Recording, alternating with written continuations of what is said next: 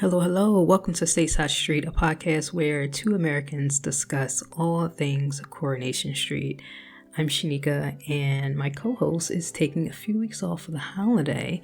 But as always, I am here to give you a fantastic episode and recap of this week's corrie. So I hope you guys are doing well and you're taking care of yourself. Mental and physical health are so important, especially during the winter. Take time for yourself.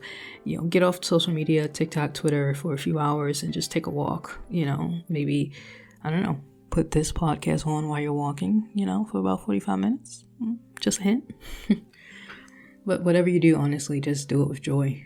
I am going to try and enjoy my Christmas holiday, but I'll tell you who's not going to have a jolly holiday. The folks in Weatherfield. Oh my goodness.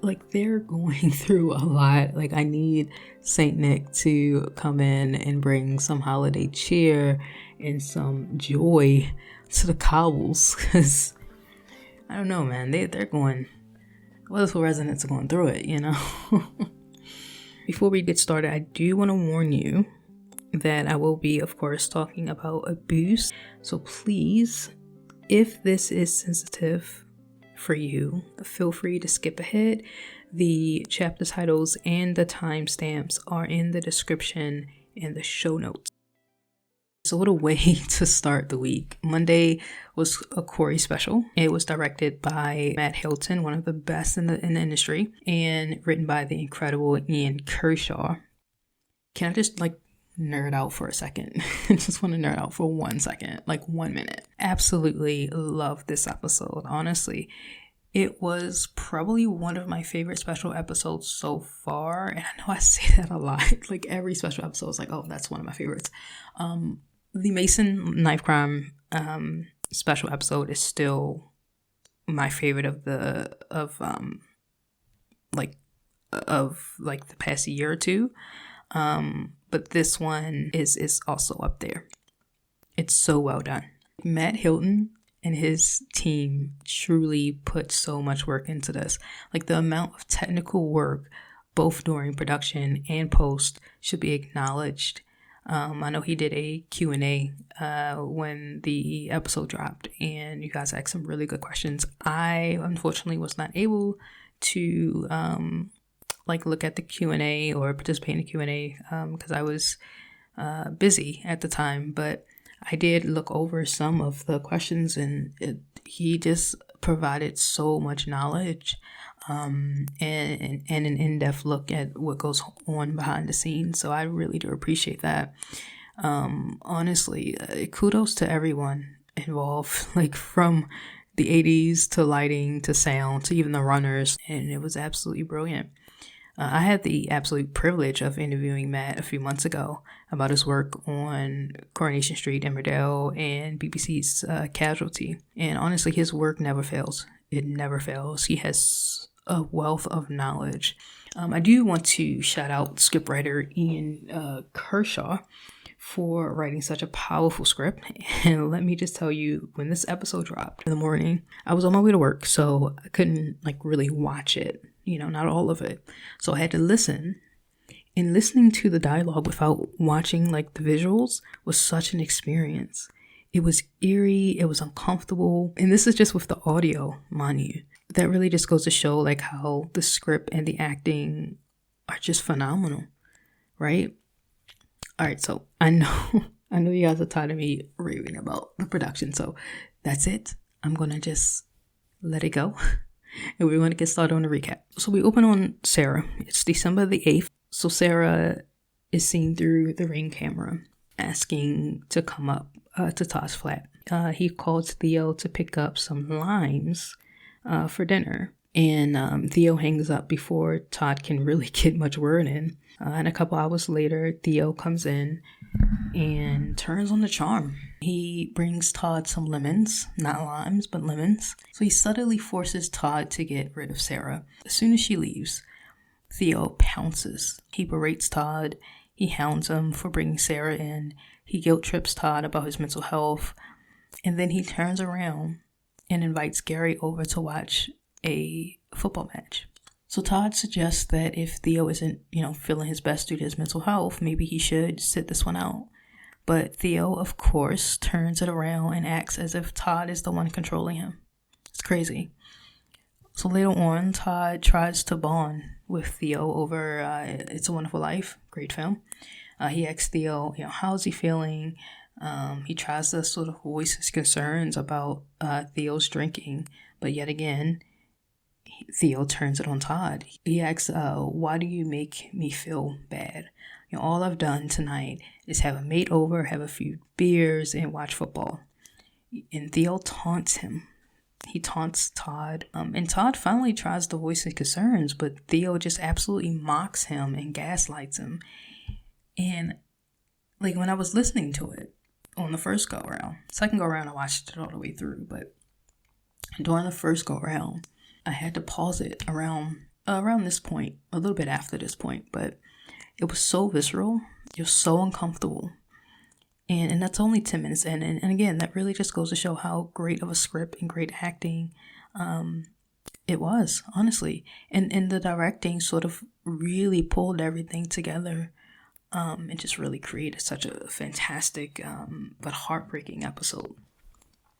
I've not been in an abusive relationship, but I've witnessed abusive relationships and have friends who were in those situations. And hearing Theo and Todd in this episode was very much like what I've heard when speaking with survivors of abuse. And the way that James Cartwright delivered his lines made me react in such a negative way. But like, that's a good thing. That's a great thing, right? You want that uncomfortability. You kind of want that unnerving feeling. So yeah, shout outs to James Cartwright. He did so well. It's a moment in this scene. Theo is on the couch drinking his beer and like just berating Todd. He's slightly like out of frame. So you just pretty much see like not even half, like a little over half of his body with his hand in a beer can. And you can see a hint of that smile that Theo does, right? And it's so menacing.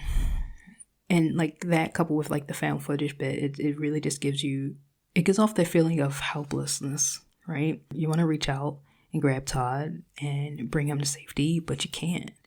It's sort of like you're on the outside watching this all play out in such a different way, It's really effective, honestly.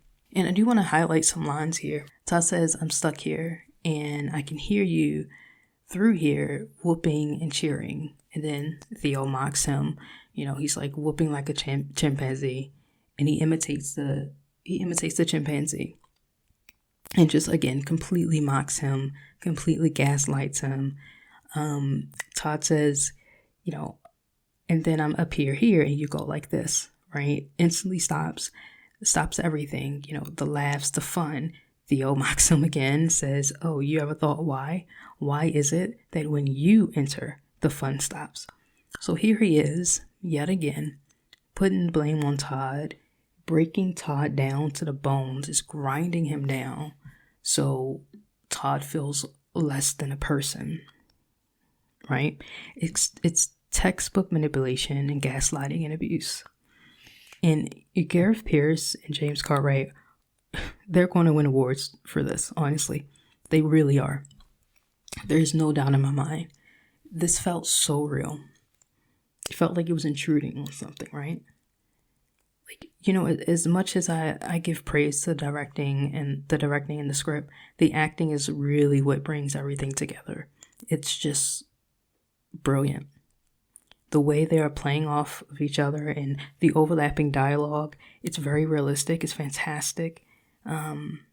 It just feels real. It feels real. Right, so moments later, Theo picks up Todd's laptop. He drops it. He slams it on the ground. And when Todd asks, well, why did he do it? Theo tells Todd that he made him do it. Yet again, breaking him down, putting the blame on him, making it seem like he's in the wrong. A few days later, Theo surprises Todd with a Christmas ornament with their initials on it, TNT. Again, textbook abuse, textbook manipulation. They break you down, and then they just pull you right back just a little bit, just to be like, hell, don't I treat you well, right? Oh, here's a gift for you. It's absolutely horrible. Theo puts on the charm again. A few days after that, Todd is lounging around eating crisps and watching TV. Theo comes in. Todd quickly hides the chips, and Theo's in a bad mood. He berates Todd for having a mess in the living room. Todd tries to remove himself from the situation, right? So he goes into the room, just remove himself from the situation. But Theo, then drunk, finds a bag of crisps. He calls Todd into the living room or living space, and he completely humiliates him.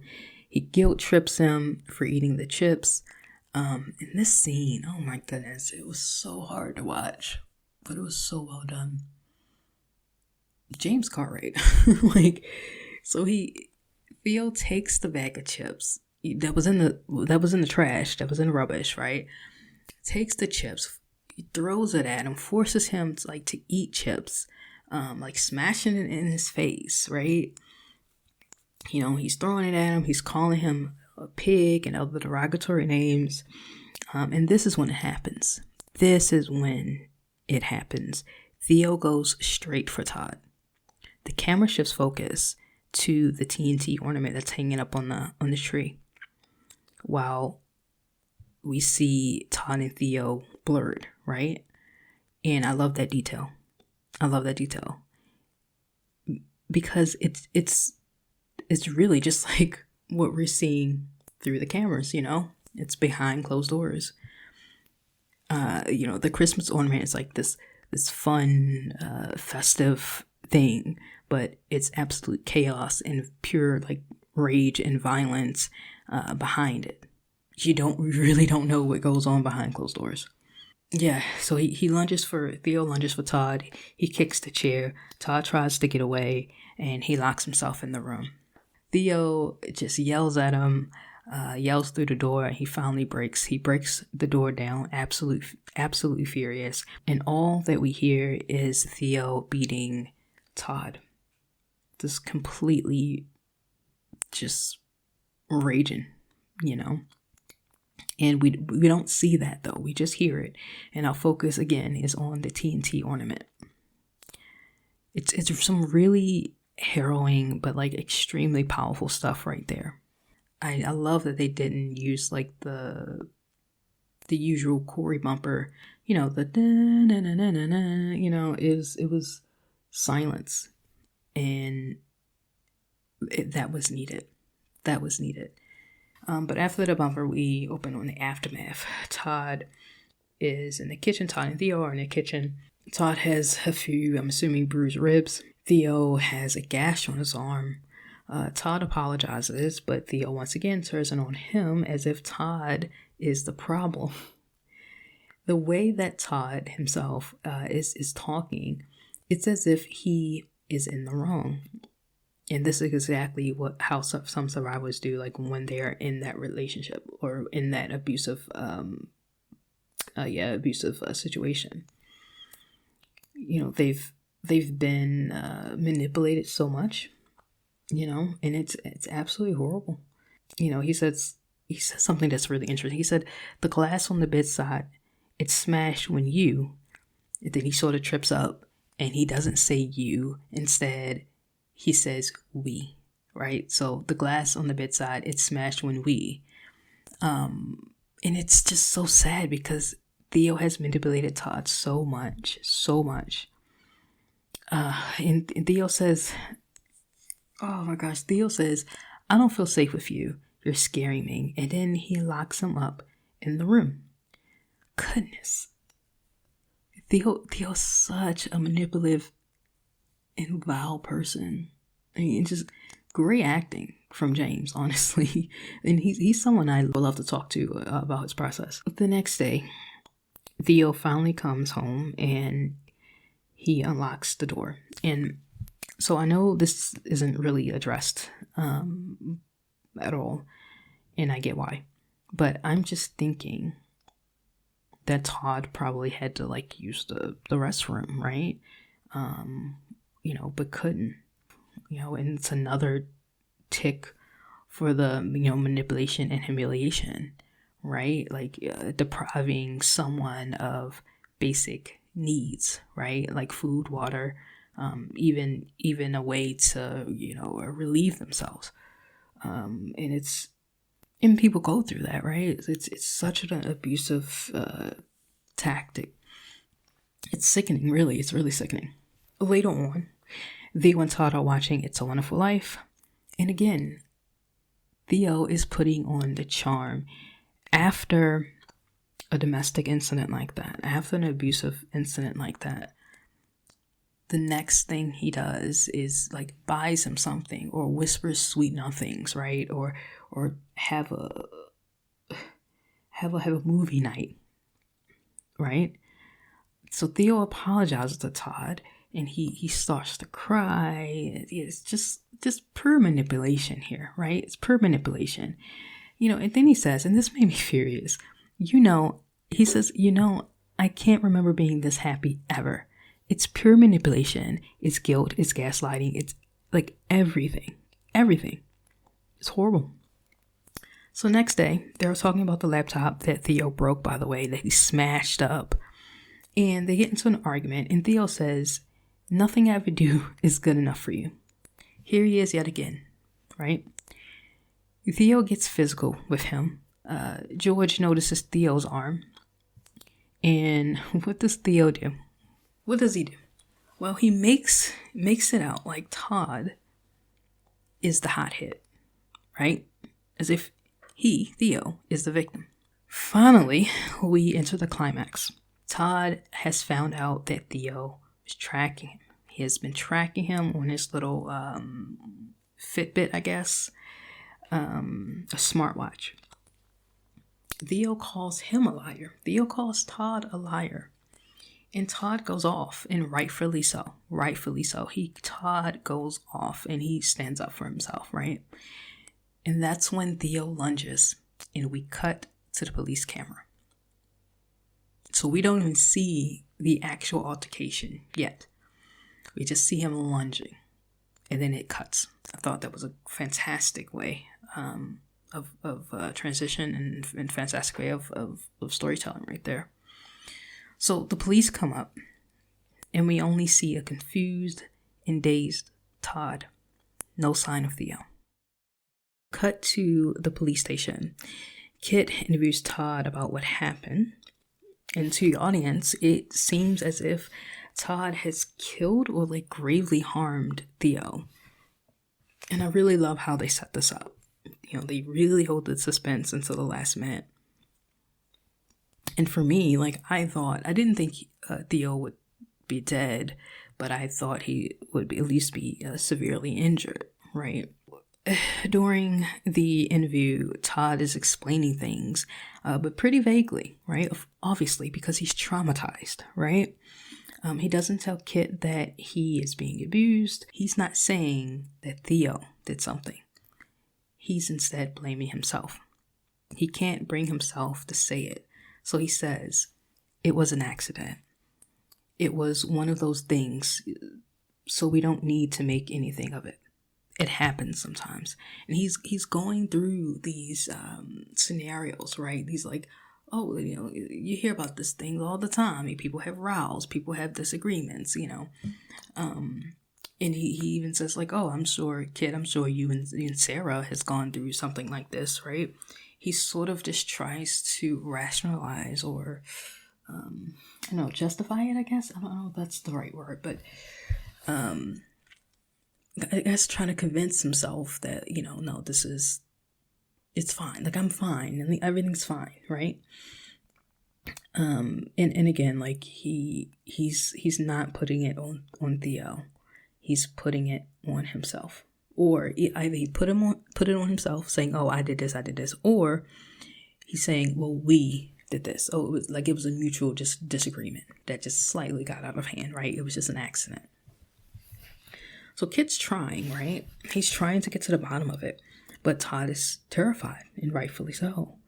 It really just goes to show, though, how untrained some officers are. I don't know the statistics in the UK about like abuse or arrest made or anything like that. Like, I don't, but here in the US, a lot of people do not want to come forward, especially men, because of the stigma, because of the shame, because of the fear of not being believed, and because of toxic masculinity, right? Because of these gendered norms. They think, oh, I'm a man, right? They start to question their own masculinity. So it's very harmful, right? And the police also, again, at least in the US, they're not very receptive, right? Sometimes they even joke about it. But most of the time, it's just they're not trained to look at these patterns, right? To look at the signs, especially on the outside looking in. And if you really think about it, to George, Kit, and everyone else, it really looks like it's Todd that has done this, right? The quote unquote, I'm using air quotes here, the evidence is sort of adding up, right?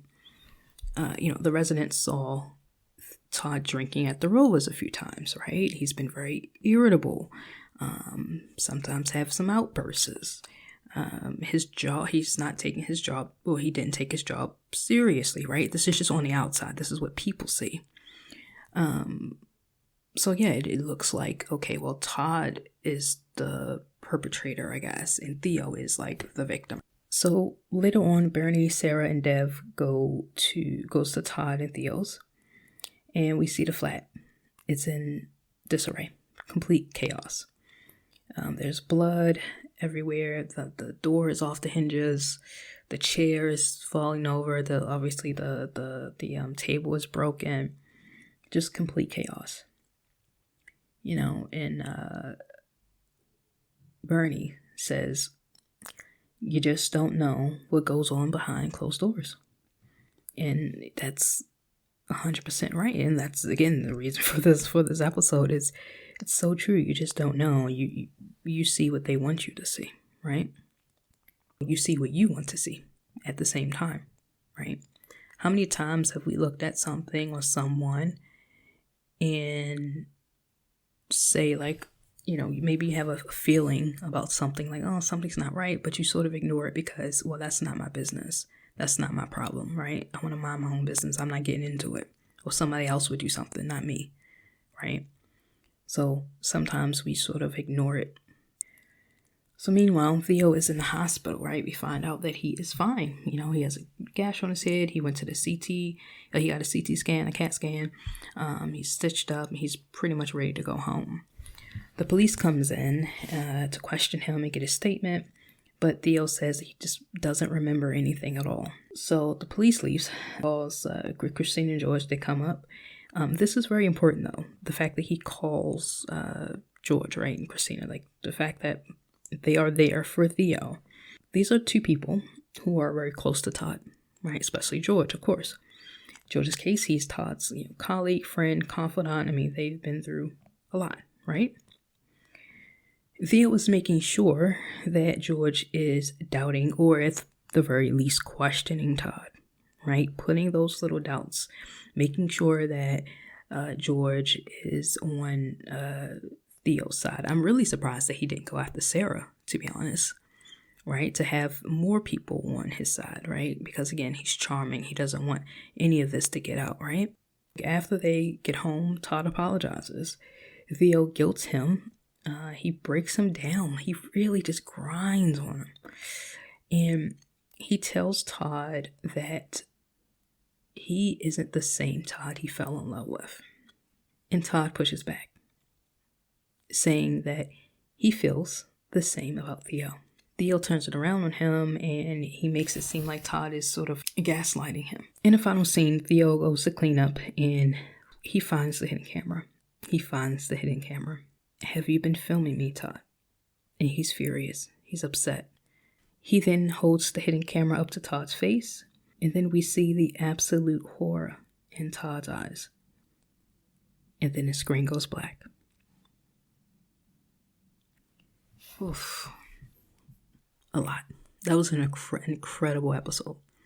Heartbreaking, unnerving, uncomfortable, extremely uncomfortable. But it was needed and it was important. He is a vile person. He really is. He really is. Whew. So how are we doing? How are we doing, guys? Monday was a heavy episode, but it was so well done. I think it was such a well done episode in terms of acting, directing, writing. And I know some people are linking it to Jeff and Yasmin's story, and I get that for sure. But I'd say it's very different. I mean, obviously it has very similar elements, of course. It's a story of abuse after all. But it is different because it's between two men. Plus you have you're sort of tackling internalized homophobia, coercion, things like that. And also with 60 plus years, they're going to repeat storylines, right? But I think, this is my personal opinion, I think it's about who is impacted, right? Who gets that story? How Yasmin reacted is not the same as how Todd is going to react, right? How Carla handles the situation is going to be very different from how Tracy or Leanne or, I don't know, Mary, or Fizz. It's going to be different. And I think that is how you keep things fresh, because obviously you're going to do storylines. It's a soap. It's long form, right? It's long running. So you want to repeat storylines. But it's all about how can you make it different. And for me, I think that it's different enough. My point is that I really love it when soaps tackle hard-hitting storylines. And I love it when they sort of play around with the style of filming and sort of have this cinematic look. And I know some people are sort of tired of it, and they sort of says like, oh, these cinematic episodes aren't soaps, but I kind of push back on that personally. I think soap, at least from my perspective, has always been about highlighting reality, real stories, working class people, right? Soaps always sort of tackle things, like class, abuse, addiction, I don't know, infidelity, grief, etc. They do it because these things happen in real life, right? And so they push boundaries, right? And I do get it. Some people might not enjoy the fancy filmmaking. I love it, but I do understand. I get it. But I do think it helps push the drama forward. It gives episodes a unique style. I will say though that I would absolutely love to have a breather from these dark stories. Like, it's Christmas. It's Christmas time. Can we please have a merry, jolly Christmas for once? I absolutely love how they are exploring Joni. First, I do want to praise the actress Savannah Pennington for portraying Joni. She's doing a fantastic job. Fantastic. Really wonderful job here, truly. So I don't know, let's get started on Sally and Joni. So Sally decorates the tree, but Joni and Shanice are missing Lou. They're missing their mother, having a hard time.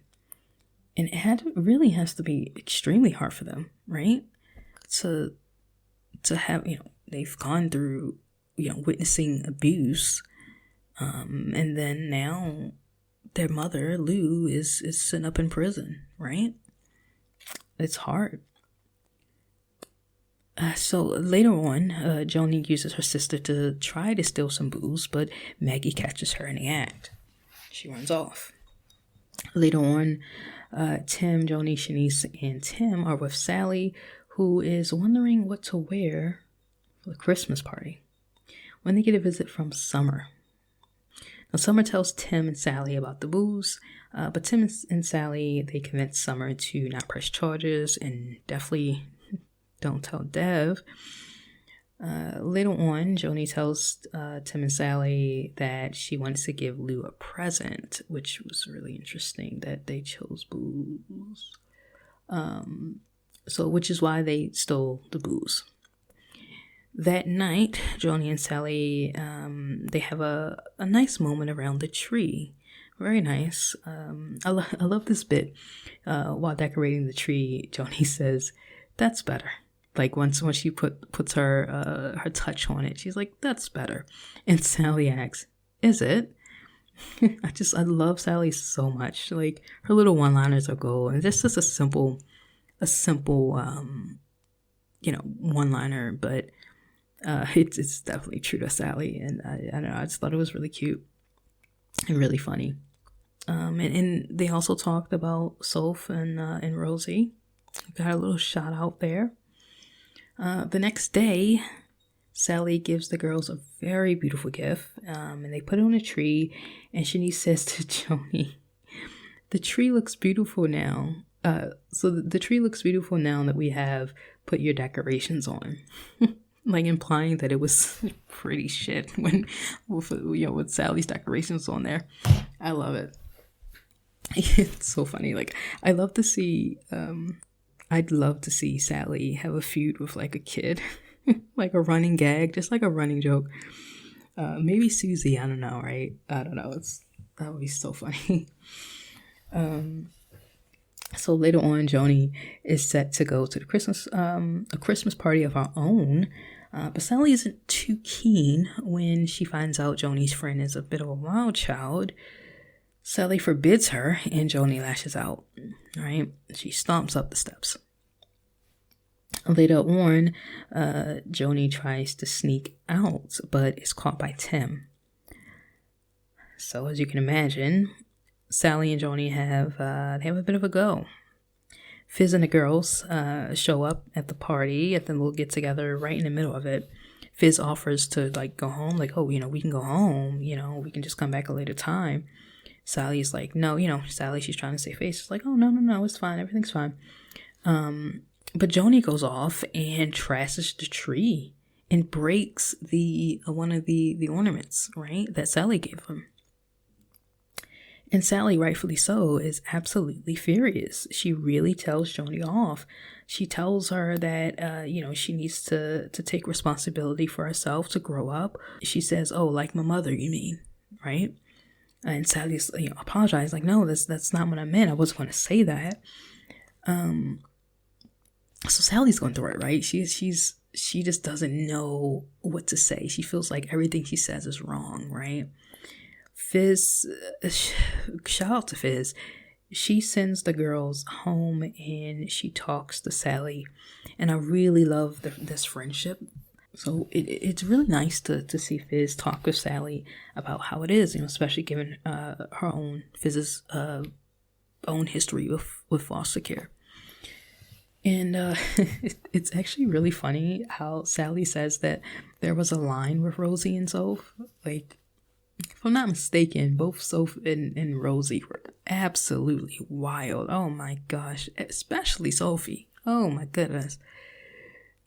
Like, it seems like every time you look up, she's going through something or doing something she's not supposed to do, or falling in love with somebody she's not supposed to fall in love with.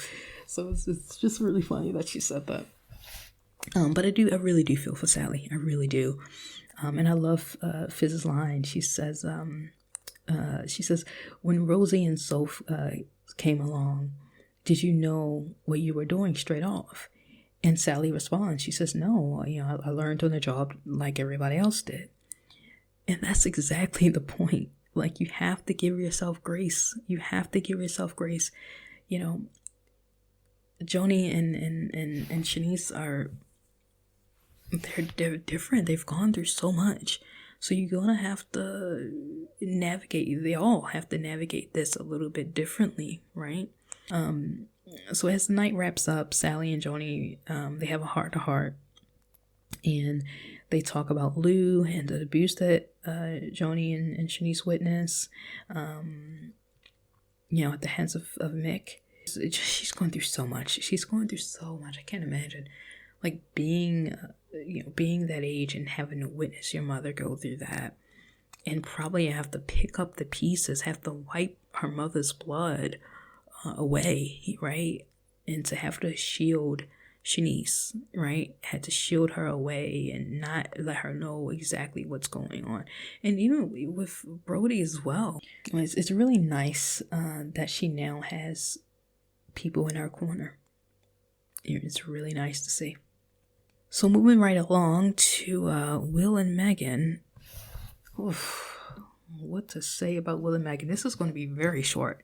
So Will wants to meet up with Megan to celebrate his 16th birthday, which is the following day. But later in the Rovers, Daniel's talking to Maggie. Oh my goodness. And she making conversation. Just she asks, "Oh, like what made you get into teaching?" And Daniel responds. And I'm like, okay. And once he responds, it was a nice, like, conversation, like, ender, right? Like, the conversation ended naturally. It's a natural flow to it, right? So Maggie goes to, do what she needs to do, right? Pull another pain or whatever, I don't know. But then Daniel just keeps talking and talking and talking. He just never shuts up. Oh, poor Maggie. Poor Maggie has to listen to that, right? So Daniel and Megan talk a bit, and then he excuses himself.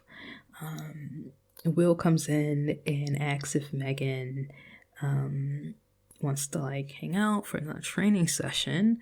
Daniel sees this, right? And he later goes to talk to Will. He doesn't know exactly what they were talking about, but he saw that he saw the look on Will's face when he was talking to Megan, right? So yeah, later that day, or just like moments later, really, he talks with Will and he kind of warns him that, hey, she's only your coach. She's just your coach. Don't want to see you get hurt. He just tell him, like, respect boundaries. And Will starts to protest, but Brody comes in. And let me just say, Ryan is so charismatic. He's such a good actor, obviously. But yeah, like, Ryan's really fitting into the role as Brody so well. He's really fitting in the Corrie too. I really like him. But yeah, Brody comes in, and off the bat, he just tells Will, like, yeah, Bernie robbed me to come to see you and hang out. Like, straight up. And I love that. So later on, once they hung out, Brody starts ragging on Will, just teasing him, and Will punches Brody in front of Megan. Megan has to break it up, and then a few minutes later, Maggie, Bernie, and Ben comes out and sort it out. Bernie and Maggie has a few choice words. Brody is just running off at the mouth, right? Typical, right? When Brody walks away, there is this look on Megan's face, just for a bit, like a hint of a smile or something, right? And it makes it seem like she is showing an interest in Brody. And it's just, it really just brings home the fact that she's an actual predator. Like, she's a predator. The next day, Will is being sulky because he thinks that everyone forgot his birthday. Will gets a room at a hotel, at the hotel, and he invites Megan. Megan stays over. However, they almost get caught by Ben and Ollie. Megan hides while Will makes up some excuse, and I think he says, like, he's back with his ex-girlfriend or something. And then later that night, Megan is with the Driscolls having a few drinks, And they clearly like Megan, right? They clearly think, yeah, Megan is this really sweet, nice, kind person. Little do they know. And, I can't wait to see the fallout, right? It's going to be something. It's definitely going to be something, and I think it's going to impact a lot of people. So yeah, that's Megan and Will. I'm going to move on to Dee Dee. So sad to see Shanique go. I really, really like Dee Dee, and I think that she had, a lot more story left. I think they could have done a lot, but Shanique is going. I think she's writing a play, and maybe she'll do some more directing as well. So sometimes you just kind of know when it's time, right, to move forward, right? So I wish her well. I think she's fantastic. So in this week, again, we have Dee Dee leaving. She's gearing up to tell her family, including James, that she's moving to Singapore. So through some mishaps and misconnections, Dee Dee finally gets her family in one place and tells them she's leaving to Singapore and she's taking Layla with her. James, of course, is devastated. He's angry at Dee Dee, and honestly, I cannot blame him. I would be furious as well. She's leaving the next day to Singapore. The next day. Like, how can James even say goodbye to Layla, right? Just without warning. So it's really heartbreaking, and I do feel like her exit was rushed, but that's neither here or there. James tries to drown his sorrows in booze and sex by texting Carl, but Carl is actually occupied, and he lost his phone. But sometime later, he starts to read the text, and Abby sees it. It was a risque text, but not like extremely. So he sort of plays it off, and Abby thinks nothing of it. So later on, James and Lauren actually have a conversation about Dee Dee, which I thought was a great scene. I'm really glad that they had Lauren talk to James about it, right? Especially with the connection between Lauren and Dee Dee. So Lauren tries to explain how Dee Dee might feel, staying in Weatherfield, especially with the whole Joe situation, right? So this gives James the kick that he needs to meet with Dee Dee, and make amends. And they make amends, right? However, he's still not quite ready to say goodbye. Later on, James tells Carl to stop stringing Abby along. Like, if you're not into her, if you're not trying to make a life with her, just end it. Like, don't string her along. I mean, she blew up her marriage because of you, right? So, like, make a decision, right? But Carl tells James to go after Dee Dee and see her off. Like, don't have regrets. Go after her. So we finally wrap up with Dee Dee surrounded by her family and friends, including James. James showed up to show his support and to be there for Dee Dee, right? So they're all at speed dial, and they're having a grand time. And that was really nice. And I wish that was the ending, like sending Dee Dee off. But then the ending we had was Megan and Will. And I'm just like, okay, well, that just left a bad taste in my mouth. But the send off was really, really was nice for the time that we had. Dee Dee just basically rides off into the sunset with baby Bailey, with Layla. Yeah, I mean, it was low key, but I am glad that they still left the things open for like a future return if she wants to return, if Shanique wants to return, or if they want to recast. So what did you think of it? What was your favorite moment?